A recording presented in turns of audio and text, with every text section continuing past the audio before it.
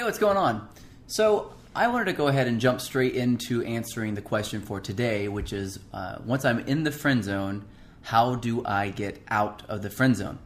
That is probably the most common question I get from guys. Everyone's got a different variation of this question, a specific girl, a specific scenario, and almost every single one of them has the exact same problem. So I'm going to go into what got you in there briefly, and then I'm going to go into, more importantly, how to get out of it once you are in, which can be complicated if you don't know exactly what to do. So first, the reason why you're in the friend zone. Well, there are two major reasons why guys fall into the friend zone. Usually these are working in conjunction with each other, so you're doing both of these things.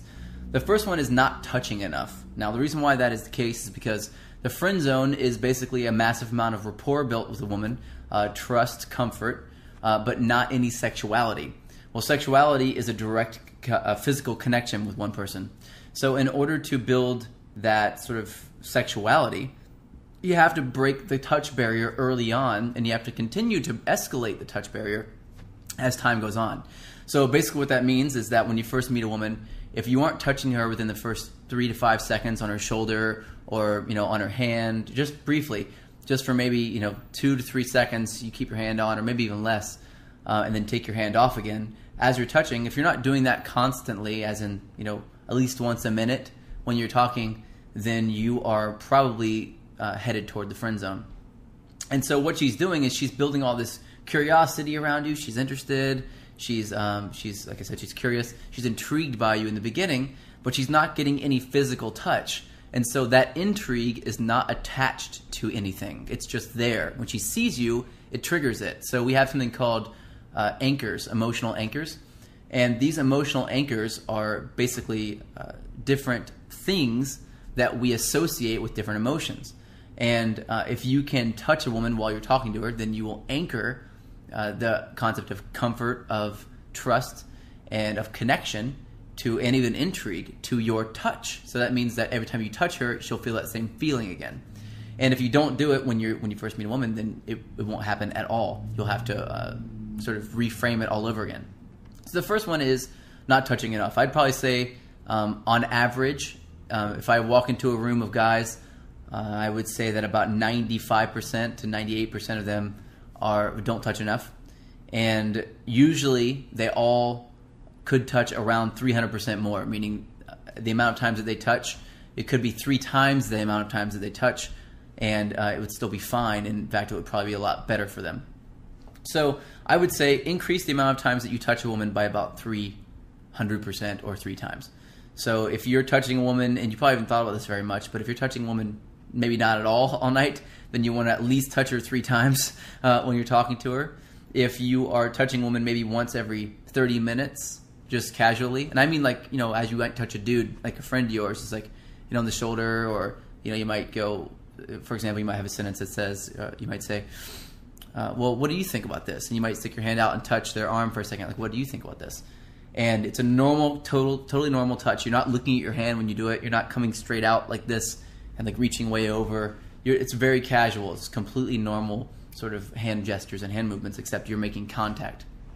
So you want to definitely do that. Touch about 3 times more than you currently are. And the other one is, the other reason why guys fall into the friend zone is because they skip the stage of attraction altogether.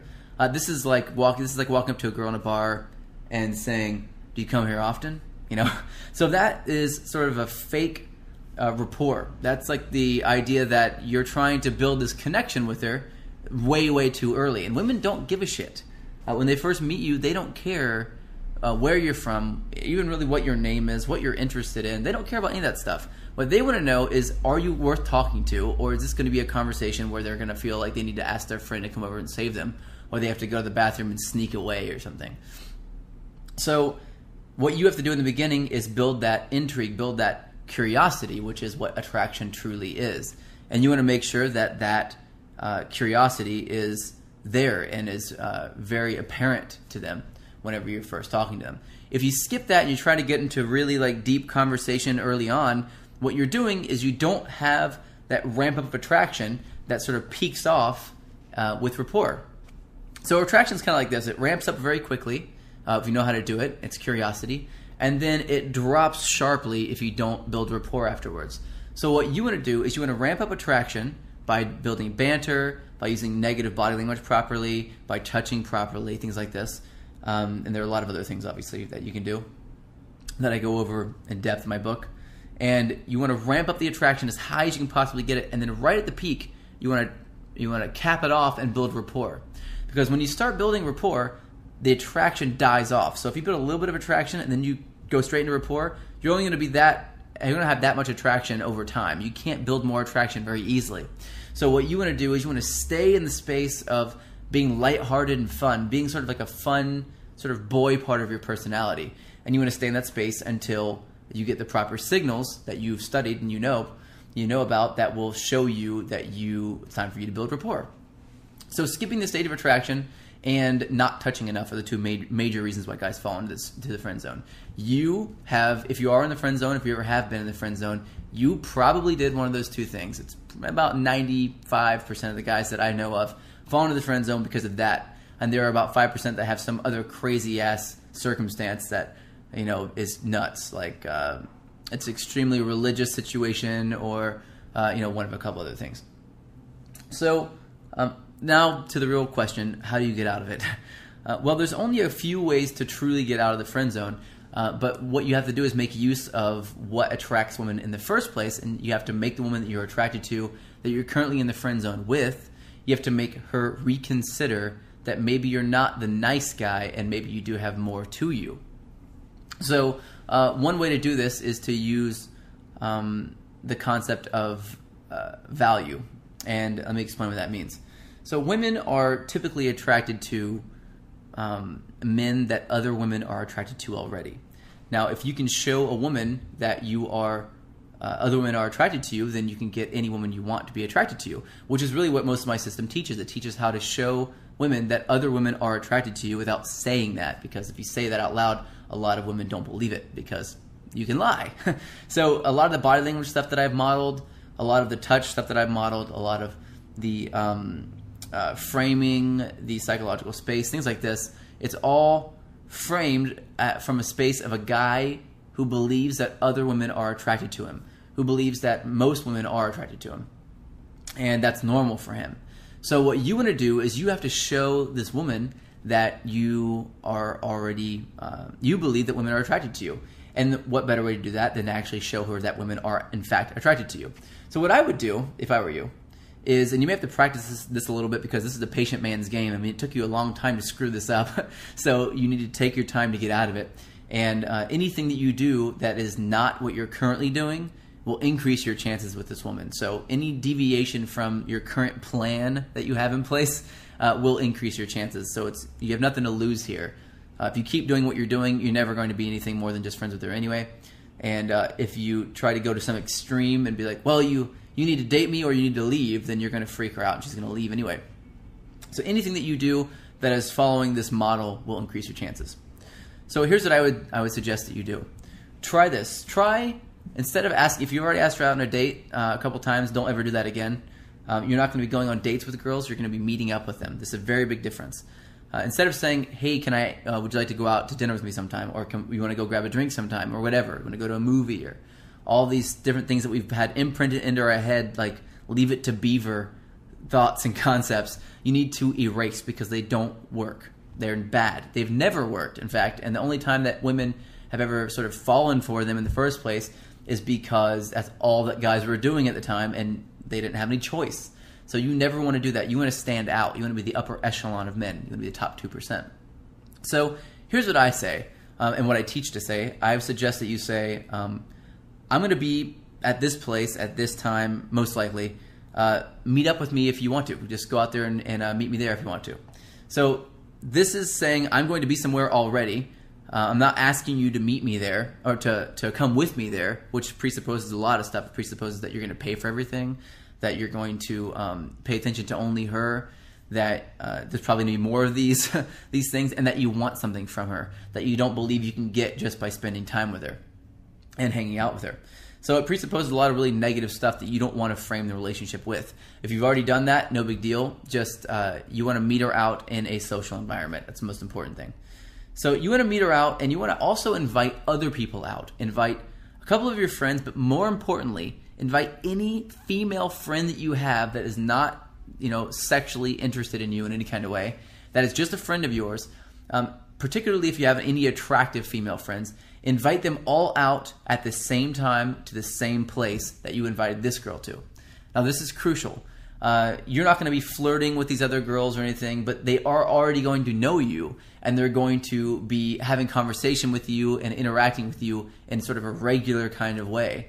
So what will happen is women typically will look at this and they'll see other women interacting with you and taking up your attention, and all of a sudden they want that attention. They want to get more of that.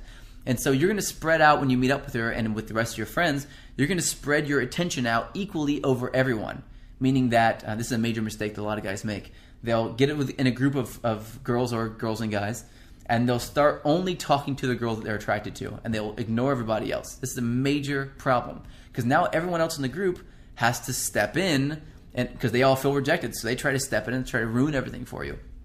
So what you want to do is you want to give equal eye contact as you're talking to the different people in the group. So you might be having a conversation over here, and then you look around and you just invite everyone into the conversation as you're talking. And you do that by looking at people in the eyes as you're having a conversation. I teach this a lot in my actual live courses, how to look at different people in the eyes as you're speaking and sort of command space in a room. So try to go to a place where there's a lot of activity, maybe a bar if you want to do something at nighttime, or if it's during the daytime, some place that you can go out, like wherever you like, a park or something that would be fun that's open. Even like a bowling is fine. Anything that you can do to get everybody in a social environment where the main focus is to hang out and talk. So you get everyone there at the same time, and you give this girl the exact same amount of attention as you give everyone else. Now what this will do is it'll make her start to think that the special attention she thought you were giving her is actually what you give everyone. So this reframes everything for her now. Now she feels that she doesn't have you sort of by the balls, so to speak, not in a good way. She'll feel like she just, you treat her the same as you treat everybody else, and if she wants to get extra attention from you, she's going to have to do something extra in order to get that extra attention, like show attraction or flirt, just like obviously flirt with you, things like that. So you're going to start to get this framework and build up this new sort of thought process, this new framing for this interaction. Once you've got that in place, what you want to do is you want to start being playful with her. You sort of hit the reset button when you do that. You want to start being extra playful with her, flirting, not going in a really deep conversation. You're sort of starting over from scratch at this point, but you've sort of allowed yourself to clear the slate and then start over with nothing impeding this process. So you're going to then continue, and you're going to flirt, shamelessly flirt. You're going to be turning your back to her a lot, giving a lot of negative body language, smiling still. If you haven't seen my attraction step-by-step attraction flow chart, then definitely see that. It's called my attraction blueprint. Definitely check that out. I've had a link to that. I'll add a link below this video for that attraction blueprint flow chart. If you haven't gotten that, study it and look at it. You'll see sort of exactly what to do if a woman faces you a certain way or says a certain thing to you, exactly what to do back in order to get her attracted to you. So stay in that stage of attraction for a while and really get it built up so that she's shamelessly laughing and flirting and touching you a lot back and really getting this going. You also obviously want to make sure that you're touching often when you do this. Touch all the women, and if you have any friends over that are guys, touch them in the exact same way that you are touching these women while you're having the conversation with them. So when you first meet up with everybody, make sure that she sees you touching everyone the same way, and then touch her the same. And as you do this, she'll feel the social connection that everyone is sort of there on the same level with you. And this will, again, help her reframe all of this. Right now, she thinks that no matter what happens, you're going to be there. And that's the problem. You don't want that to be the case. Not until later on in a relationship do you want that to be the case. And so many guys jump straight into that stage and they just give a woman what they think she wants. And the problem is that we don't know what women want often. So what we do is we try to give them what we think they want, and we look back on past relationships to figure that out.